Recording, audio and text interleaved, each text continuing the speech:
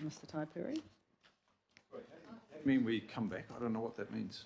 Well, just wait and see. Mr Maxwell, would you like to come forward? As I mentioned right at the beginning, we are in unprecedented times, and I think it's really important for you all to have confidence with the people that you're talking to and with Aucklanders of where we're going and what we're doing about the situation we currently find ourselves in. So both the performance of Auckland Council and its finances. So let's start with you, Ian. Look, thank you. Look, I know we had a discussion yesterday at a workshop, and I'll cover similar sorts of issues, but this is a fast-moving situation and things have changed since we spoke yesterday. So I'll run through sort of in general where we are. So obviously the COVID-19 issue is a huge issue for our country and our city and ourselves and our organisation, and it's going to be an issue we're all going to have to focus on. We're working very closely with central government, so we're hand in glove. We're looking to central government for guidance and decision making in the sense of sort of the major decisions that impact our community, and then we're looking to implement those. We're still very much in the stamp it out stage, so the view is that it is not, that the virus is not moving within our community, people to people. It's all of those that have tested positive have been associated with overseas travel, and there was a number of those that were announced yesterday, and there will be some more today.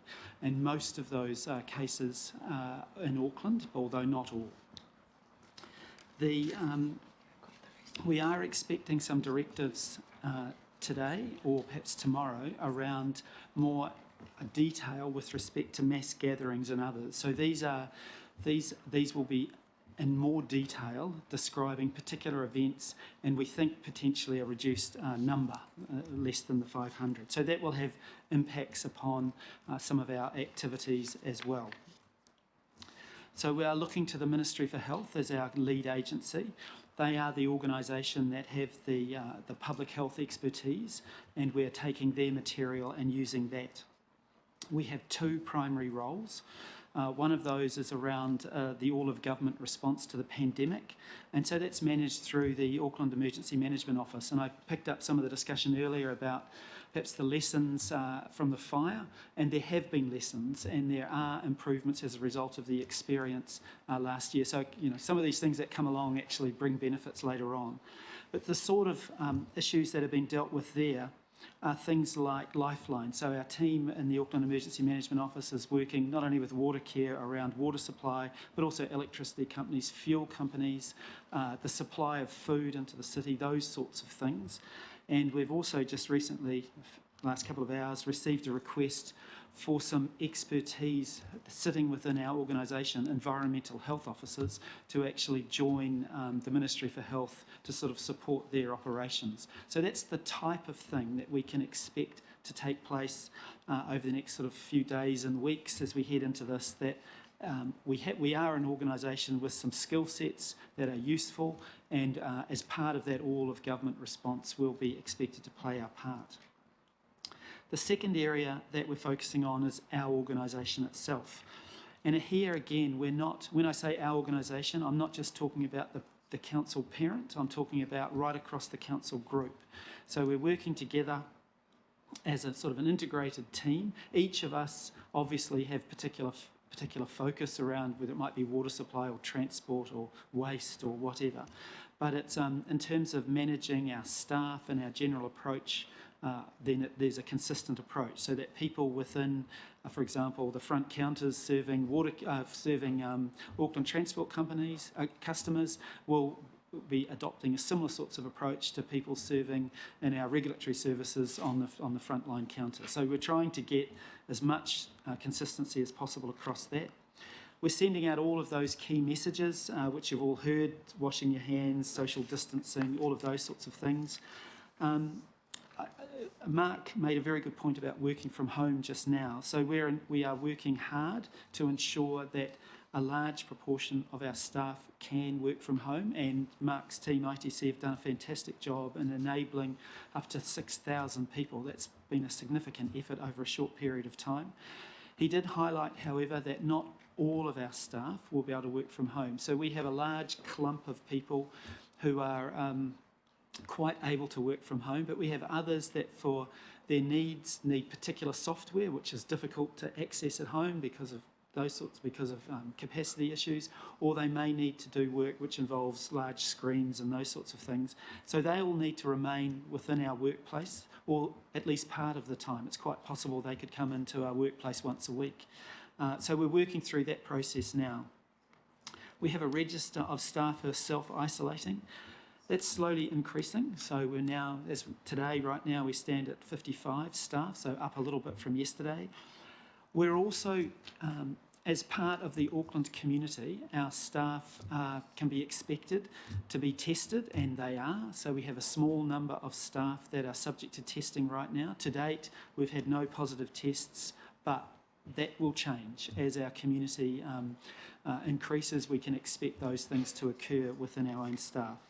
So all overseas travel has been cancelled. All domestic travel has been significantly reduced, just essential, and it'll be at a very low level.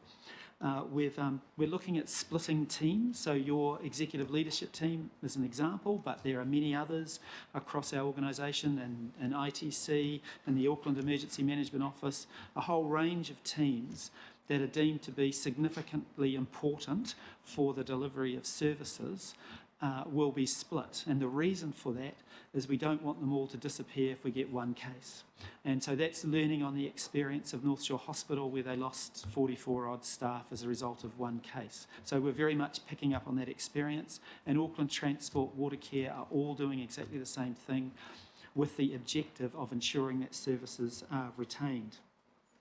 So in terms of impacts, so you'll be aware that events have all been cancelled, and that may actually grow in the next day or two. We are experiencing loss of patronage across quite a range of our services, so things like pools, gymnasiums, libraries. With the closure of many of our sports activities, obviously our sports parks are getting less use. We have some supply chain issues. So what that means is that projects, whether they be capital projects or technology projects, those sorts of things, are starting to come up against issues about materials, equipment, skill sets, if we are looking to particularly use overseas people to provide some advice in those areas. Our consenting activity is slowing, so you'd expect the building industry to suffer the same sorts of issues as general projects, so starting to run into issues about supply of equipment and materials, that type of thing. But the magnitude is not large enough to really identify the clear implications of that. So we know it's happening. We can look overseas and think about where it might end up. And this is exactly the same situation as Auckland Transport and others might be in. We just don't know the impact. We know it's happening on the edge. We can see it, but we don't know the extent of it. We're currently working on a business continuity plan. So we've identified those services that Aucklanders will require in a severe situation, in a lockdown situation. So that includes things like water, wastewater, waste, refuse, a level of transport, cemetery services, keeping our animals alive at the zoo and the farms and dog pounds and so forth, consenting. So we've identified a range of services which are nowhere near the extent of services that we provide now, which are key and important. And even though I might say transport services, it's probably not the transport service as we know it today. It'll be some variation of it. So we're under a legal obligation to provide services to a level that we can, and so our teams are working hard to actually achieve that. We're also working on a scenario which is less severe. So this is a situation where we might have 20% less capacity. So both those scenarios are due to be completed by our groups in the next day or two, and so by early next week we will have an opportunity to look at that overall business continuity plan from an organisational-wide perspective. So I know that's very brief. It just builds on a little bit what we spoke about yesterday, but look, if there's any questions, I'd be pleased to respond. Look, thank you very much. This is a daily moving feast, and I think it's important that we get regular updates. Ian does have to go shortly, so I'm going to split this bit into two. So just on these, you can stay for a while? Oh, that's great. But questions? We have Councillor Hills, Member Taipuri. Thank you so much, and thank you and the team for really ramping up and changing things really quickly.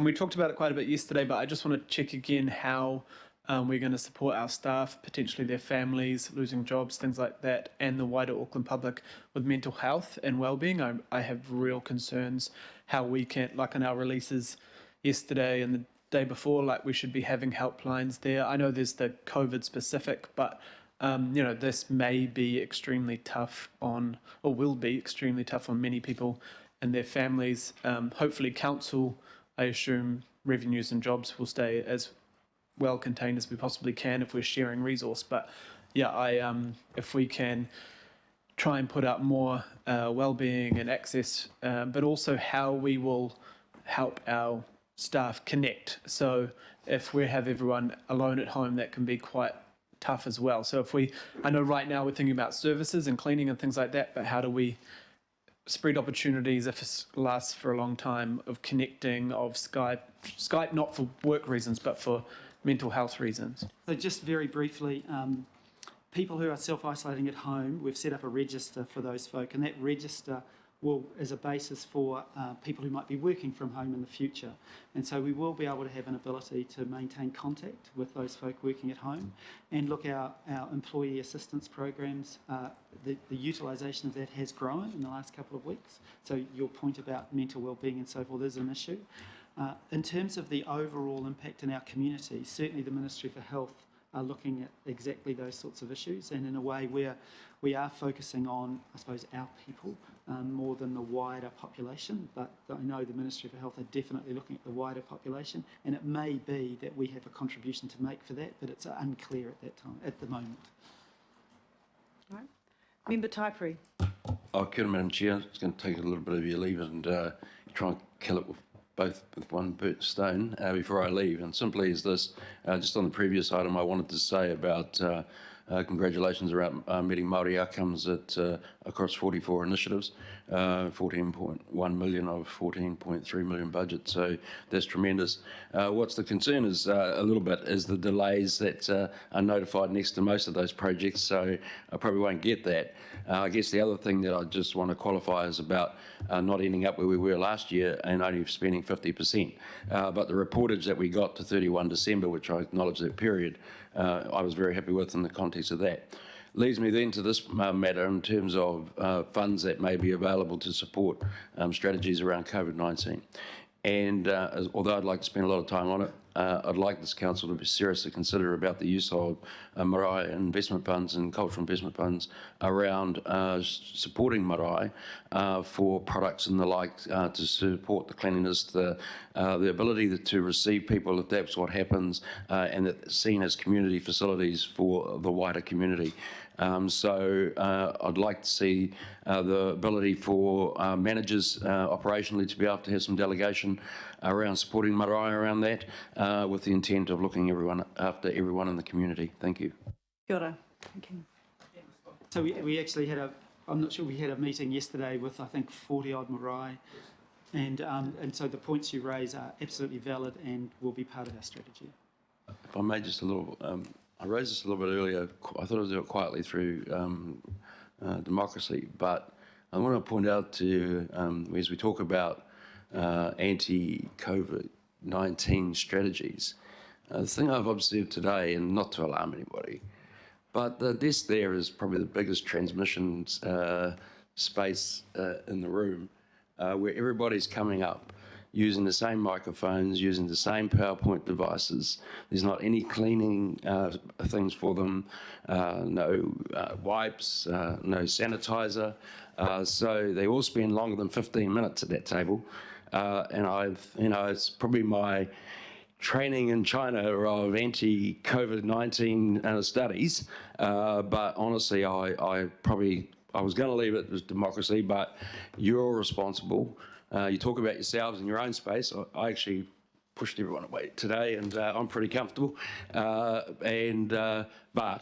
to the people that do all the good things for us, we are putting them in a space that is really, really dangerous without any help and support to them. So I just wanted to say that to you, Madam Chair, not just for this committee, but everybody, the governing body in terms of its meeting it has. You've got to do as you say you're going to do. Thank you. Kia ora, and thank you for that, and point noted. Very appreciate your comments. Thank you. Now there is. Yes. So thanks to Member Taipei, really. Councillor Henderson. Kia ora, thank you, Madam Chair, and I reserve my right to speak on this item. So we've heard the strong position that we have going into this, and we've also heard today around the rating agencies and potentially relaxing the 270, which sounds quite encouraging. We don't fully know the economic impacts, but they are likely to be severe, is what we've heard. So as part of that is that it's important for us as leaders within the community that we can clearly communicate that we have this sorted. So I've kind of asked this question in the previous item, but I want to go into a bit more detail. Could you talk us through the comms plan for COVID-19? And a follow-up question is, how can councillors stay involved so that we're leading from the front in our communities? So the comms plan for COVID-19 there's a national plan, and we're fitting in with that. So you will, if you haven't already, there's quite a significant increase in communication managed through the Ministry for Health, etc. So that's and our communications are reflecting that. So we are taking their material, their messages, and replicating that within our own organisation and material. So we're not reinterpreting that type of material. But that's largely about health and how you protect yourself and what self-isolation means and so forth. So beyond that, within our organisation, we are using our Auckland as a mechanism to get out to our community. We're also using a website, and we're using, particularly inside our organisation, the single most important channel is Kotahi, that's that intranet site, and that's being updated. In fact, all of those areas are being updated, in some cases twice a day, in terms of the messaging and so forth. We've also gone through our membership databases for things like libraries and gymnasiums, and so material is going out by email to all of those members outlining what's occurring within, for example, libraries in terms of how they will operate. So those are the primary mechanisms that we're using. I can understand that, but just the sort of follow-up question around how councillors are staying involved specifically, and how can we help and translate that out to our communities? Okay. Yeah. All right, sorry, look, it's I haven't got a response to that right here, but I can get something. I can have Dan Lambert come and talk to you about. I know he's put his mind to it. This is one of the issues that we're trying to address as we sort of progressively go through this. So look, I can't answer that here and now. Just to add to that, I know that the Mayor and myself both are making sure that something will come out pretty regularly to councillors. So, I mean, whilst we have this meeting and we're going to have one next month, there will be a whole lot of work in between as things change every single day. Actually got a daily briefing coming to each of you. Yeah. All right, thank you. Councillor Watson. So, I mean, just following on from some of the earlier questioners there, we had a little bit of a dummy run with this with the water crisis in parts of Auckland. Certainly what I'd like to see is a lot more utilisation of signage and key locations. Our Auckland might be the go-to for some parts of the community and us, but for an awful lot it's not. And they wouldn't even know where our Auckland is. So we do have numbers of communities that are very well positioned in terms of movable signage at council-owned hoarding sites or with movable signs. So I'd just like to put that on the record. And the other, and I know it's very early days, but in relation to Councillor Hill's question, very good question about mental health and well-being of both our staff and the wider Auckland community, given that around the world cities are taking the lead in this too. It's not just national directives, so if you look in America in particular, but in terms of putting out that positive message, and this is borne by experiences of China, where resilience has been encouraged, kind of positive stories in terms of the opportunities that this has presented for communities outside of the normal run of affairs, which are actually quite uplifting. And I noticed the Australian Prime Minister, for instance, was very critical of the mass hysteria that's occurring in some of the shopping centres and things over there, calling it un-Australian. I don't know if it was un-Australian, but he certainly said it was. I think in amongst the clear communication of facts and guidance, there is important to communicate uplifting types of view of this crisis in terms of resilience, people working together, people taking opportunities that wouldn't otherwise exist in their life. And I think it's important that goes out rather than the steady diet of negativity. Even, it's a fundamentally negative experience, but it's important to signal how other communities like the Chinese have overcome this to a degree and how we can rise up. I think that's important for our overall psyche. Yeah, thank you. I like your positivity. Well done. Thank you. Councillor Newman. Good afternoon, Ian, and thank you very much for your stewardship of this matter.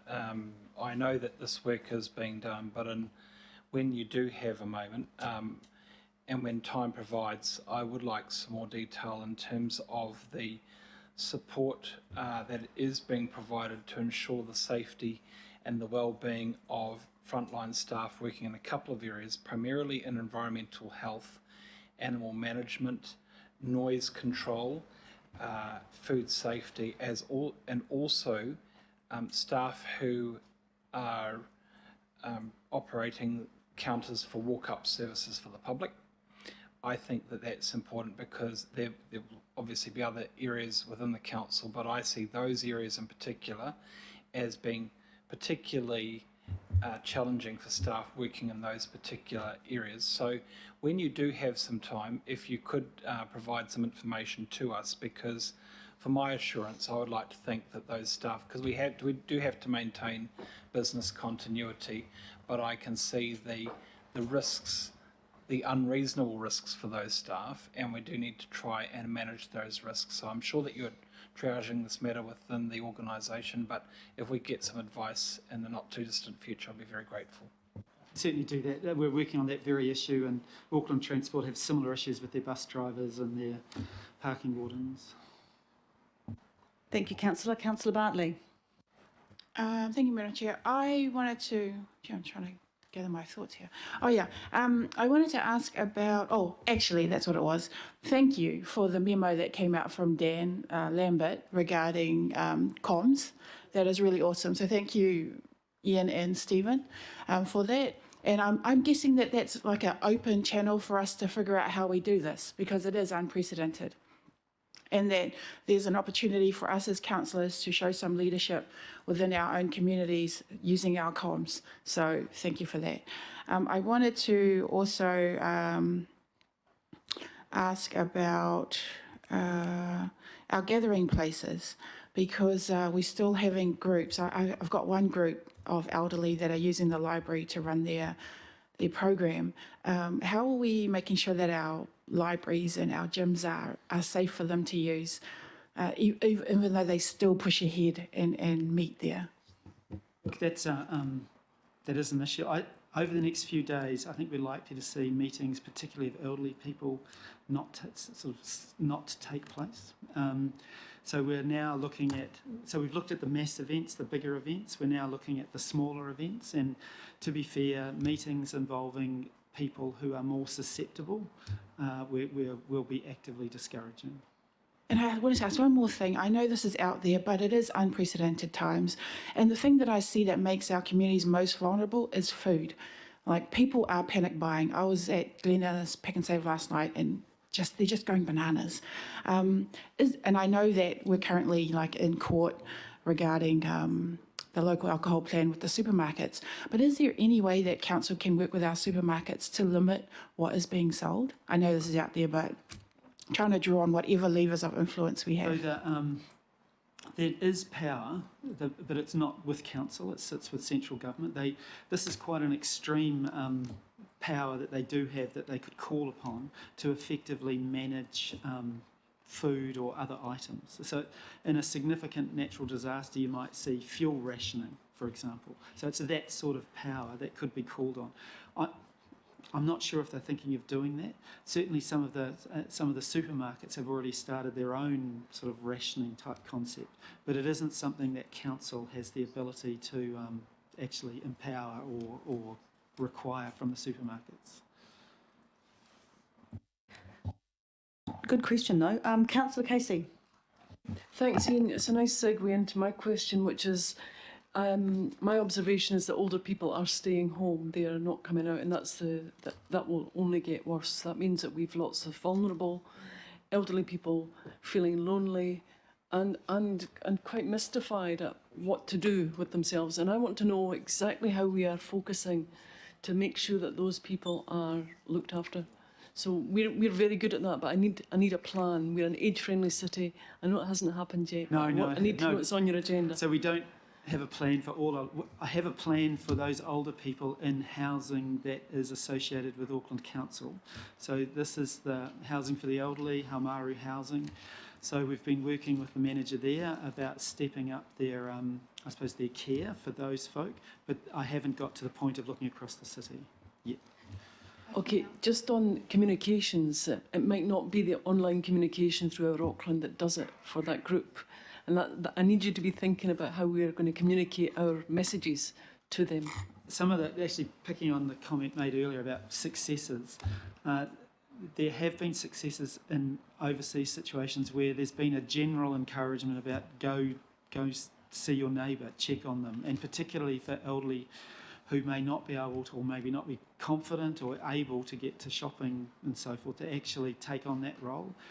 And I think that's probably where we're at. I don't think there's going to be a cavalry or a service that's going to go out and help these folk. I think it's going to be at a neighbour level, and to try and encourage that and give good stories about how that can work. And in a way, that's an opportunity that this issue presents. I think that's probably the most likely methodology, and that's something we can promote and help. But it does rely on individuals going next door and checking out their neighbours and setting up some sort of relationship. Thank In the upcoming messages, it's going to be. It's definitely in the plan. And thank you, Kathy. And the other thing is, of course, we did ask for staff to liaise with mainstream media, including radio, which is quite often a service that the elderly do use quite often. So we're linking in with the central government messaging around that too. So thank you. Councillor Filipaina. Thank you, Chair. As I said yesterday, Ian, I got interviewed on Radio Wātea on Monday, and they specifically asked around marae. And that's the reason for the question. So I've just spoken to and emailed John D, because I think the funds that he has under his portfolio, for want of a better term, I believe could be used to upgrade those marae that we as council will end up possibly utilising if the situation gets as bad as what we're hearing or what we're seeing seeing overseas. So I think it is really integral. So Ian, I just wanted to, again, around this messaging, will that end up getting back to the councillors who have possibly marae in their area that could be utilised?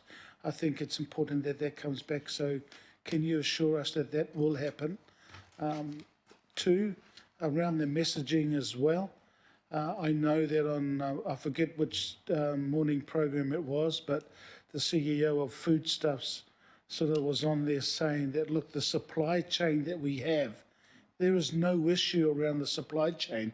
He said it's fine, it's working because we've allowed those the goods to be in there. So again, it's about the messaging. I know that Auckland Council is not responsible for that, but we could be at least in the loop to put it out into our comms, in regards to what's been said. So look, those are really the comments and questions. Sorry, Chair. Briefly, I can assure you about the issue around marae. So we've already started meeting. To be fair, I think there's 4 marae across the city that have closed their doors. So people running those facilities have a choice, and so some have made that choice, but others have not. So we are working with, I think it was 38 marae we met with. Councillor Mulholland. Thank you, Madam Chair. Thank you, Ian and the team, for the fabulous work you've done on the information that means that we can share with our community. My question to you is, how's the local board, how are the local board meetings public aspect of those meetings being managed, what processes in place to ensure that we are following the Ministry of Health and or Council guidelines, because there are small spaces and sometimes a large number of people. So I would just like to ask you that and seek your response as to how that public meeting process is taking place moving forward. Thank you, through the chair. So our Democracy Services Division have looked at exactly that issue, and indeed the issue of the governing body as well, in terms of how it might meet now, and if we get to a really bad situation, how decisions might be made. So there's a gradual process there. We're doing exactly the same with local boards. So that material, I've seen a draft of it. I'm sure it'll be out in the next day or so. So look, it's some of these things which I suppose in normal times might take 3 months to produce, we can do it in a day and a half. And it may not be perfect, but often in situations like this, perfect is the enemy of the good, and we need to get stuff out. So it's coming. Okay, it's surprising how efficient we can be, isn't it, when we're under pressure? Councillor Walker. A comment rather than a question, so I'll reserve the right to. Councillor speak. Bartley, did you have another question? Oh, no, it was a comment as well. Okay. Any other questions? Right, we'll go on to comments then. Councillor Walker, Councillor Bartley. Sure. And first of all, I just want to pick up on the comment or the question that Councillor Watson was making around obviously stories and things that people need to be told to break them out of what might be a negative cycle. And I would suggest that Auckland Council has got an incredibly strong role to play there. I would suggest that we're capable of doing the right stuff. And arguably, assuming that we're probably the biggest employer in the Auckland region, if not, we must be very close to it. So if we're retaining our staff, we're providing stability, and that runs through our supply chains, because that multiplies the number of people that are dependent on us, and that is probably something that runs into the tens of thousands. We can have a huge impact on Auckland and obviously New Zealand. Quite obviously, if we can have workarounds around events and we can rebound quickly, then they are really positive things that we can do. I would hope, and I would just emphasise around our role as it goes to business and employment, that in respect of future updates, we're not just going to be reactive, but proactive. Absolutely. Because if ever there's an organisation in Auckland that can be proactive, it's us. We've got the capacity, we've got the teams, we've got the council leadership, we've got local boards, we've got our CCOs that are on board. If we're all pulling together, we can make really good things happen. Thank you. Councillor Bartley. Oh, thank you. My comment was just really keen to link in coordinate the responses that are happening in the community in regards to our vulnerable people out there, especially the elderly, because there is already stuff happening. In Tamaki, we're working with Tamaki Regeneration Company to identify households, tenants that are in those vulnerable situations and getting food to them, so they're not having to go into the supermarkets and get trampled and end up buying nothing. So there is a lot already happening. Very keen to link that in with you after this meeting and make sure it's coordinated. Thank you. Thank you, Councillor. Your Worship. Yeah, just to reinforce, I think, some of the sensible things that have been said around the table. We seem to have two challenges. One is a challenge that there is a group of people in our community who aren't taking it seriously. And I don't know whether you saw the guy, don't know whether he was a Kiwi or a visitor, but saying, oh, they'll have to find me first as he came through the airport. Boy, I let out a string of expletives at that. That is so utterly irresponsible. And we should be very supportive of when we have a requirement to isolate for 14 days, which came, I think, at a really appropriate time, that we've got to reinforce that message. Our social norm has to be that people have got to behave responsibly, and when they don't, we've got to call them out. The other opposite end of that spectrum is the people who are, the other example was St. Patrick's Day, and you saw on the Herald all of these people kind of drunkenly leaning on each other. God loves the Irish, but To be sure. Yeah, to be sure. But that is the exact opposite of the behaviour that we're promoting, and we need to do that through the media, and the media probably needs to call it out as well. The opposite end is the people who are panicking. And, you know, we saw the fistfights in Australia, and I identify with Councillor Watson's comments on that. But we saw a run on it here. The message is, as Councillor Filipaina said, the one that's coming through from the supermarkets is there is no threat to our supply chain for those basic necessities. There'll be a bit of a run on hand sanitiser, and probably I don't appreciate the fact that that seems to have trebled in price, but for the main things that we need, there is no threat. So it's finding that balance. Yes, we've got to take this really seriously, but panic is a very negative reaction and is utterly unhelpful.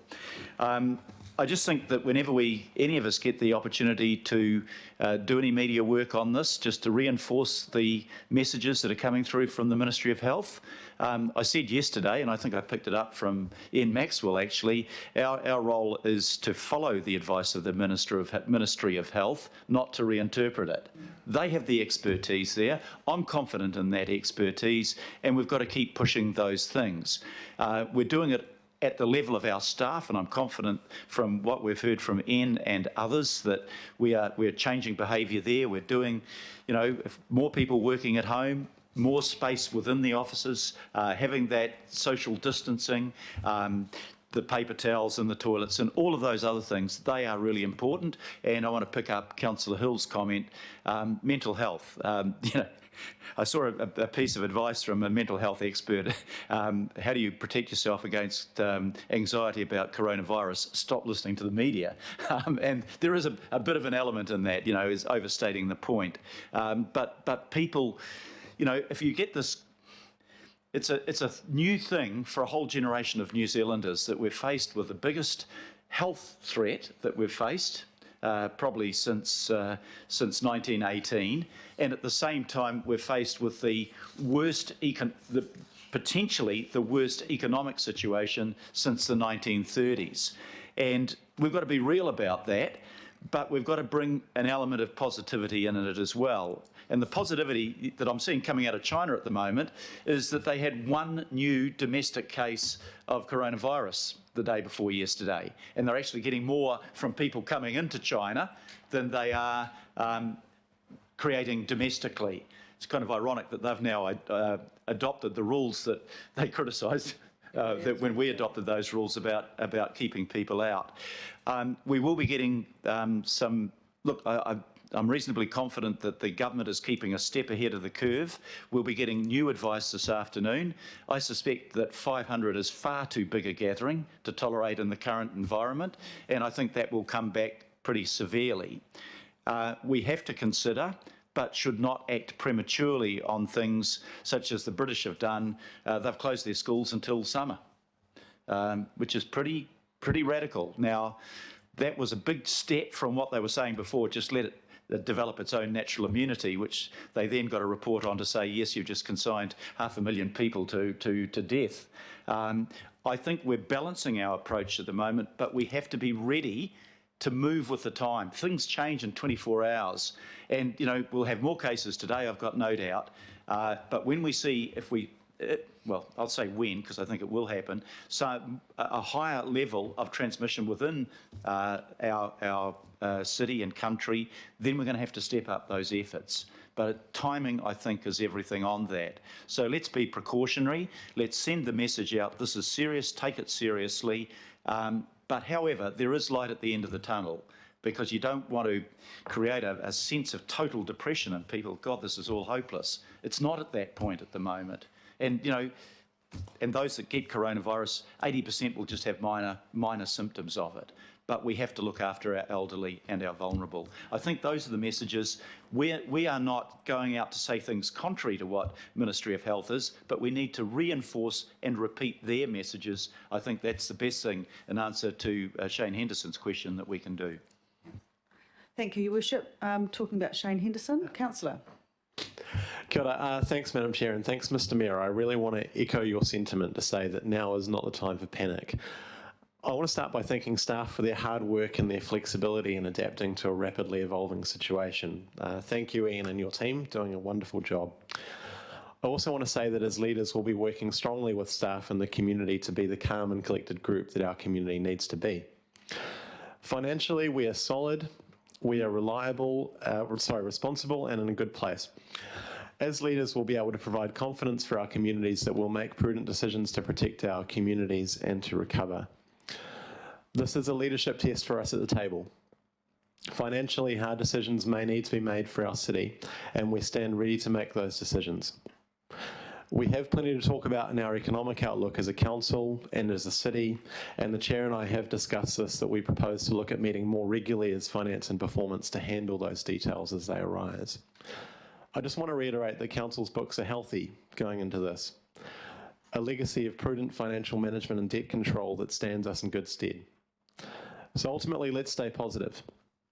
I look forward to future discussions around a recovering economy in Auckland, where we can make our city a fairer place with more local work available and a place which is more sustainable with climate change resilience at its heart. Mā whero mā pango ka o te ai te mahi. Kia ora and thank you. Well said. Thank you. Councillor Hills. Yeah, just want to first, once again, thank all our staff and each other.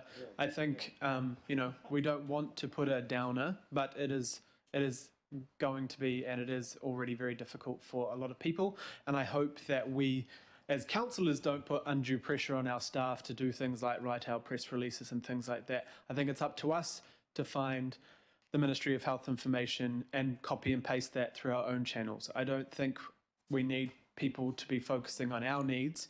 I think we just need to keep pushing out the messages from the right people, and if that's just constantly the Ministry of Health or the Prime Minister or the Mayor, then that's fine. I think our communities are relying on us to get the information out, but not confuse the information and not argue about that information.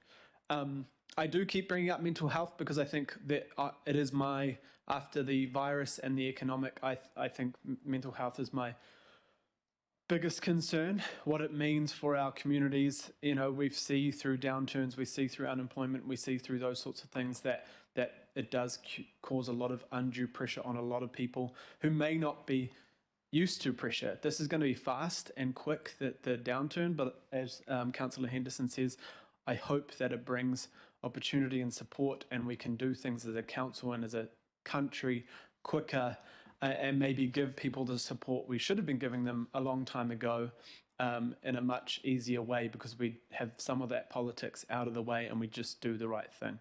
So I will admit, and I think that it's important for all of us to admit if we're feeling not great. I got a bit upset in the Mayor's office on Monday, and thank you, Desley, for supporting me through that and others. But I think it's important for us to admit we're anxious, overwhelmed, upset. I hope the staff are speaking to their managers and asking how to seek help, because we are putting a lot of pressure, and you're all putting a lot of pressure on your own teams to change everything in 1 week, and also be able to ask each other ideas and get into, a lot of our staff will have partners, family who are losing jobs, and a lot of our staff have family overseas who are very stressed and very worried. So I want us to keep putting that collective hug, but not a physical hug, unfortunately, around each other, but just acknowledge that when we're feeling stressed and annoyed, or maybe we didn't get that email we wanted, or whatever, that just to sit back for 5 minutes and think how we're all coping through this as a council, CCOs, as political politicians, but also our community. This is not going to be easy at all, but I think if we all just chill and really look deeper than the small issues that we might find are issues, and really put our trust in our leaders and the people around here, going hallway to hallway, and having those small discussions with people and our CSAs and others. It's a lot of stress, but people are really, really trying to do the right thing. And I think we'll definitely get through this, but it's going to get probably pretty bad before it gets a lot better. So just want to also reach out to us around the table. Got to put politics aside here and look out for each other. And we don't have to be tough. So just make sure that you're admitting how you're feeling throughout this. So thank you all, and a special thanks to all our staff and contractors and everyone else who are doing their best to change everything and help everyone. So thank you. Thank you, Councillor. Councillor Cooper. Kia ora, Madam Chair. I guess there's a few things. One is, I do think I've just had a text from a friend of mine who just said, gone to Countdown, it's absolutely going crazy. People are just ripping stuff off the shelves. And I think when people feel that their survival is challenged, they do behave like that. It is human behaviour, unfortunately. And I think that that's part of our job. And I think, as Councillor Henderson said, as leaders, to help people get through this in a calm way. And there's a really good publication that's just come out from the Mental Health Foundation, which taught a whole lot of tips about how we try and keep it together, because it is important that we do keep calm, but you can kind of see why people worry. If I don't have a job, will I have enough money to buy anything next week? So I'm going to get it now. So I'm not condoning that, but I can understand it. But I do, we need to heed what the supermarkets are saying. There's plenty of supplies of things. We make toilet paper here in New Zealand. We don't need to worry about that, and we can get the things we need. I want to commend our staff, and I want to say to Stephen Town, what a way to go out, really, having to deal with this. Not what he planned, I'm sure, to leave the organisation, but I know that obviously he's really empowered his staff to be making these really big calls around events, around our services, getting our buildings up to speed really quickly, and I really commend all of you. It makes us look good, because you are doing all the work. One of the things I want to talk about too is we've just had something very close to home, 2 incidents, one in Te Aratu Peninsula yesterday with 2 French tourists gaily, doing their shopping in the supermarket and then going to a local cafe to sit down and have a meal. And I really wanted to commend the Te Aratu Peninsula community for actually calling the police and attending to those people, because that's the kind of terrible behaviour that we don't need from visitors coming in here. And I hope that everybody's okay there. And the other one is my mum at 80 is one of the more vulnerable people in the community, and I know that some of us still have our mums and dads around.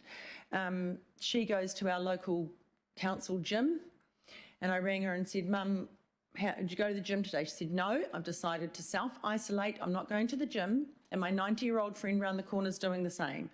And I think the biggest thing for all of us is to, make sure we're calling our family. And what I've seen is really heartening is on our community Facebook pages, people are reaching out and saying if there are people that need calling, people that need things delivering. And I think while these things can bring out the worst in us, they can also bring out the best in us. And I think our job as leaders is to really encourage that.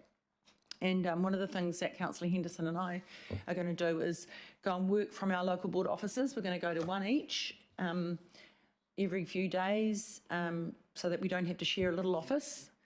But go to those and just let it be known that if people want to come and talk, or, just showing that visibility that we're not running away from anything and that we are going to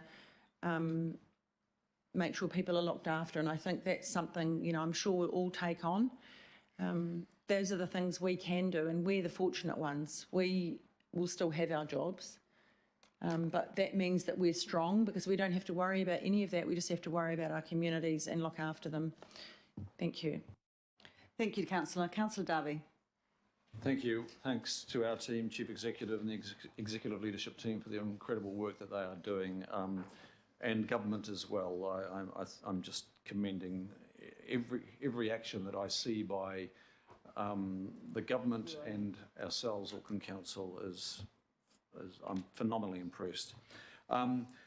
Going forward, I think there's the health response, and that's the priority, and everybody has covered that, and there's a social response too. And Councillor Hills is right to highlight the welfare of vulnerable people, and I think that's been extremely well expressed. Probably what I wanted to express is without diminishing any importance of the public health response now is, and the Mayor's referred to the challenges. I'm actually interested in the opportunity as well. There will be an opportunity to grow this nation, to grow Auckland out of this. And I've just been reading some articles about companies, the private sector, hunkering down and beefing up their R&D units. This isn't a time where you can't sell products or you can't sell products and services to the same extent. So you refocus and you get your teams working on the future, the post-COVID life, so to speak. And so I guess my message is to our organisation, to all of us, is to deal with the health response and be responsible in that area, and we will, but to also not be blind to what we could get out of this for Aucklanders and for New Zealanders as a nation-type city we are. And so this could be, as it was termed yesterday by Nick Hill, this could be our moment to audition for the future and audition ideas in a very different way. We've got climate change that we know about now. This could be our opportunity to hinge on that immediate call to action on the back of the COVID urgency. So here's an opportunity moving forward where we, instead of just getting back to business as usual as we see off COVID-19, we get back to business that looks really different, that matches the future, that we could map a totally new path for. So that's my message. But again, I take my hat off to all those in the Auckland Council organisation who are working massive hours at the moment, double overtimes to address this, and the government leading the nation. It's extraordinary times, but there's also an extraordinary opportunity. Thank you, Councillor. Look, just before I move and hopefully get a second deputy on this issue, I'll draw the debate to a close. From my perspective, I think it's important as governors of the city that we have confidence that as a council, we are handling this both professionally, competently, and appropriately. And I think you'll find that by listening to Ian today, backed up by the finance people and by Stephen, that is indeed what is happening. This isn't the first update we will get, and it certainly won't be the last. And whilst the resolution talks about a next update coming next month, we will have F&P again next month. Please be aware that you will be getting daily updates. But this is our public council committee meeting when we deal with this kind of stuff in the open. So I wanted that opportunity. It wasn't on the agenda, as you can appreciate, because we didn't know it was happening when the agenda got put together. So again, I'd like to reiterate thanks to staff. There's a lot of work happening behind the scenes. These guys are working long hours, and I appreciate that you have left an urgent meeting to be here, Ian, and I really appreciate that, and sorry for holding you up. But in doing so, I just bring the debate to a close and want you to all have confidence yourselves.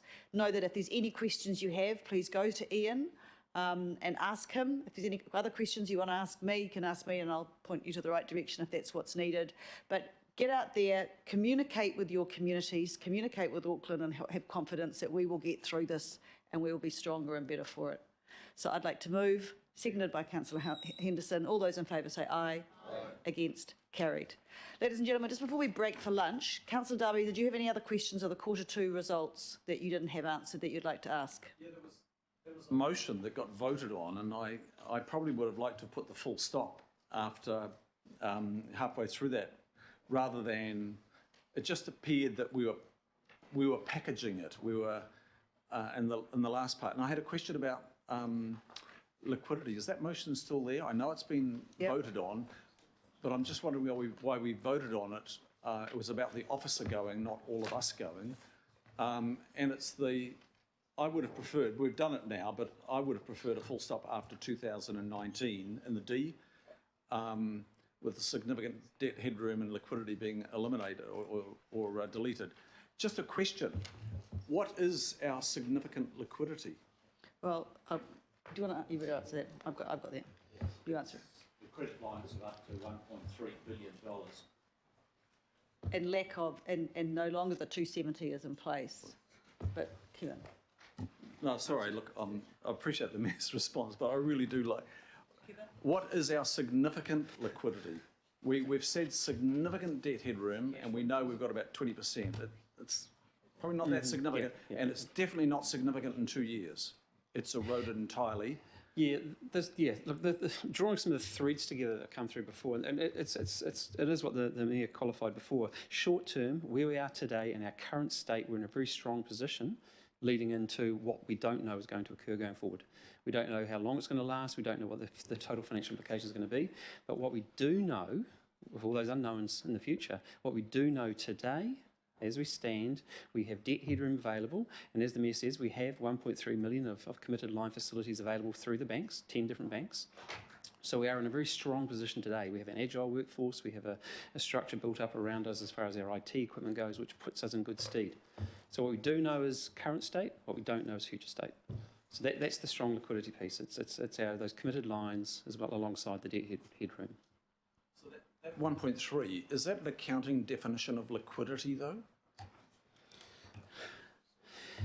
It's immediately available funding should it be needed.